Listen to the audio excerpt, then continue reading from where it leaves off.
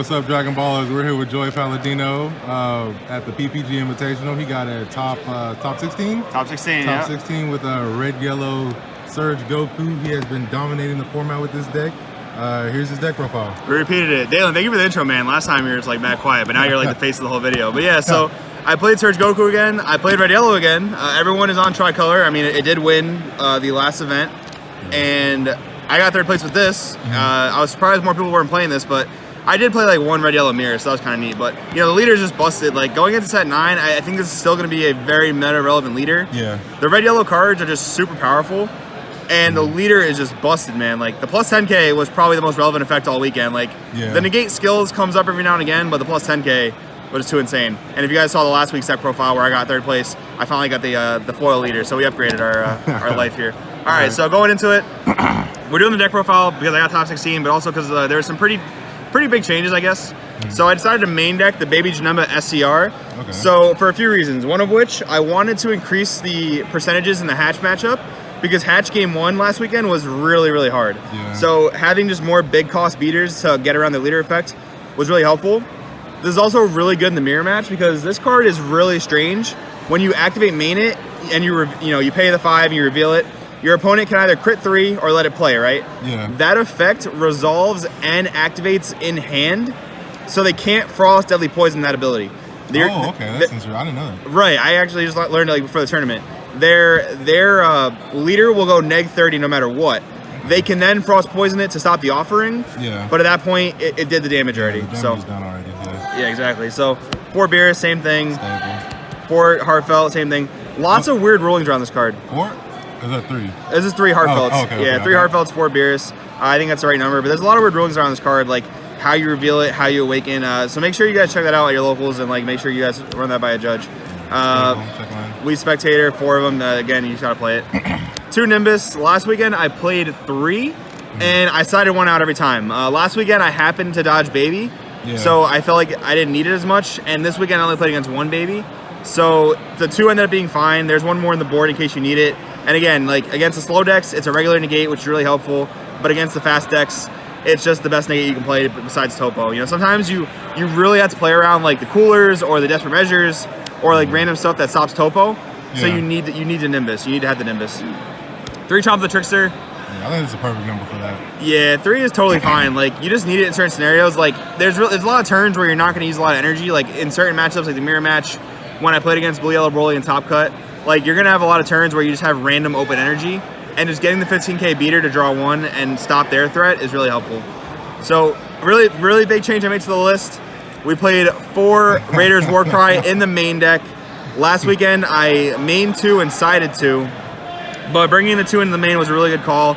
My teammates had to convince me to do it, and I'm really glad they did because it really is just the best 2-drop in the game. Like my fear was having too many combos that cost to combo. Yeah. But it didn't really end up being a problem. Like against aggro, you discard them, you charge them if you really need to. You can put it under your leader to awaken. So you have ways to deal with that. One thing though that I wish that actually Eggman asked me on stream was like, oh, what if this leader was untapped 2, draw 2? Would it be better or worse? I think it would be way better because you have plays like this for 2 energy, and then every time I awaken this weekend, I would draw like 3 dead 10Ks, and that kind of sucked. But yeah, same. Yeah. Another big improvement was the 4 Son Goku. Like this needed to be at 4. I'm really happy I played it at 4. Yeah. And what happened was in top 16, I also had another problem where I could not get one of these to the drop area. I just couldn't draw it. I couldn't discard it, and I couldn't keep up hand advantage, and that was a really big problem. So, in my opinion, no less than 4 of this card if you're trying to play a major competitive event. I think that card's going to be used a lot going forward too. Like, go ahead and get them now because the price is only going to increase on that.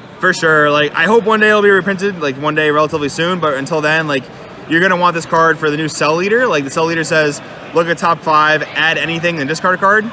You just get rid of this, you use its ability, you draw 2 more cards. It's really powerful. So the card's definitely a staple. 2 Cooler, again, just putting in work. I never missed Almighty Resistance. Some people like main this and sided Almighty Resistance. I never missed it because again, in those super grindy matchups, you don't really mind paying 3 for this, and the draw 2 helps you push through the game. So you really need it. I feel like in a Search Queue mirror, like when someone resolves this card, like it changes the tide of the game, like big time. Yes, dude. In top 16, I was playing against Blue Yellow Broly, which actually it was pretty similar to a mirror match because how grindy it was. And I attacked, he Nimbused, I coolered, and then he coolered my cooler. Oh, damn. And that was the moment I lost. Like, the swing and tempo, the swing and advantage was too insane. So that was really crazy. One Crusher Ball, another big change for this weekend. Crusher Ball was the #1 card I missed last weekend. So having it in the main deck was really good. It's really good in Hatch. You answer Demigra, you answer their Banisher Fu, you answer their Hatchiyak Boss Monster. Really good in the mirror for random things like Fu Shrouded. I actually Crusher Balled Fu Shrouded, and it was just as good as Poison because they just passed their turn. So it was really, really strong. 4 super combos, obviously. We'll get into the red stuff. Beer is biding his time. Again, it's just really good in the slow matchups. Like against Piccolo, when you go first, they charge a tapped energy. You're getting in there for 15k crits. It's really good. We did not play Intensifying Power Trunks this weekend. Again, my teammates convinced me not to play the 1-drop crit attackers. I said last week I would never play a non-awakening deck without them, but I did it. It still worked out pretty well, but I was kind of afraid of that Piccolo Victory Strike deck. Luckily, I didn't go up against it, but 3 SS Vegeta Explain Weakness, another MVP card. I bumped it up from 2 to 3 from last weekend, and 3 was the perfect number. I don't think I needed 4, but it was super, super clutch. Denial of Hope, the dope alt art Denial of Hopes. Yeah, that is spicy. Even I don't have that card. Yes, yeah, even Max Rating Mag doesn't have this card. But anyways, like Denial was awesome. I did not main it last weekend. I did this weekend, and it was awesome. Like against Demigra on stream, you guys probably saw like keeping this for the Demigra promo, it prevents them from playing any of their battle cards. So it was really clutch. Really good in random situations. Also insane in the mirror match. Absolutely insane in the mirror match. You stop all their counterplays. 1 Champa. I talked about it last week that I was like tinkering between 1 and 2. I had to make room in the main deck for stuff, so this one made the cut. And it worked out well. 1 was fine. Luckily, I saw it when I needed it. That was definitely a lucky thing, though. Yeah. 2 Broly Crown of Retribution. I did not play it last weekend. I didn't have access to it, but I got it this weekend, borrowed it from some friends, and it was really good. Really, really weird situations, though. Like, now there's a ruling where if your opponent has Tau on the board, and if you play this Broly, no, not you play the Broly. It's a denial. It's denial. Yeah. It's completely unrelated to this card, so I don't even know why I'm bringing it up. But yeah, I guess because Broly. I'm really tired, guys. But anyways, if you denial your opponent and they have Tau on board, it counts as the card getting discarded from their hand. Yeah. So you're gonna warp 3. It's really, really weird, but just something good to know. 4 Topo, you need it. Yeah, good to know now the card's banned. Yeah, for sure. Good to know now the card's banned. Yeah, I'm such an idiot. But anyways, what was I gonna say? I don't remember. So we're gonna go with 2 Banisher Fu with the Overrealms. This card. Oh, that's what I was gonna say. I'm not playing Ginyu anymore, guys. Oh, yeah. Ginyu made the cut, or did not make the cut. I wanted to play 1 out of principle, but yeah, we just didn't play it. There was better cards to play. Yeah. The 2 Banisher, the 1 Shroud. I did not play Mirror Creator Absorb this weekend. Shroud was infinitely the better call. It won me tons of games. Mirror matches against Hatchiyak, against Blue Green Piccolo. This card is amazing in this format where it goes just like super, super late. Yeah, I wish I would have played. I actually wish I would have played a split of Shroud and Fu. I try to tell you, bro. Shroud and Mirror. I try to tell you, man. Dalen doesn't listen to me. All right, side deck, Tau. I've never sided this card in my life. I felt like I kind of had to because it was the last tournament where you could play it, and never came in. I thought I was gonna actually play against the Zamasu Piccolo stuff, but never happened. So, again, TN. This card actually is good and is getting banned.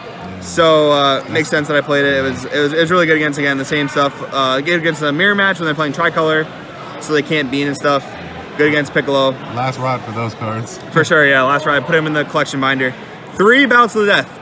This card was the MVP of the weekend in the sideboard. So with this card, I played against Aiden from the Galactic Frieza Facebook page. If you guys know what that is, He was playing Golden Frieza.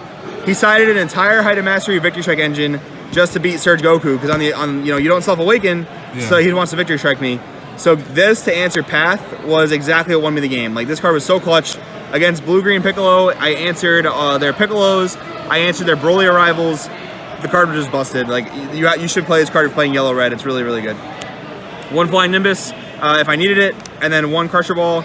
Oh no, sorry, 2 Crusher Balls because the card just busted. Yeah, 3 total. Like, a lot of times, the 2 Nimbus came out of the main deck, and I just replaced them with the Crusher Ball, and it was super good. Again, Hatchiyak, mirror match, it was really busted. 1 more Shroud, just for the matches I needed it in, like Hatchiyak, mirror match, stuff like that. 2 West Kai Keeping Watch. Originally, this was going to be the Trunks the Cunning for the mirror match and for Baby, because against Baby, it's a cantrip, so you can combo with it to defend, and it stops them from activating Blood Wave Generator. But I was actually, shout out to Shad, because he recommended I play this, and it was really, really good. There were a lot of mirror matches where they wanted to offensively ape, and you just kill their tempo. It was so insane, guys. Yeah, having that on the draw is really good against the mirror match. Yes, it was so clutch. So that's the deck profile. Again, Dalen, thank you so much for doing the deck profile with me.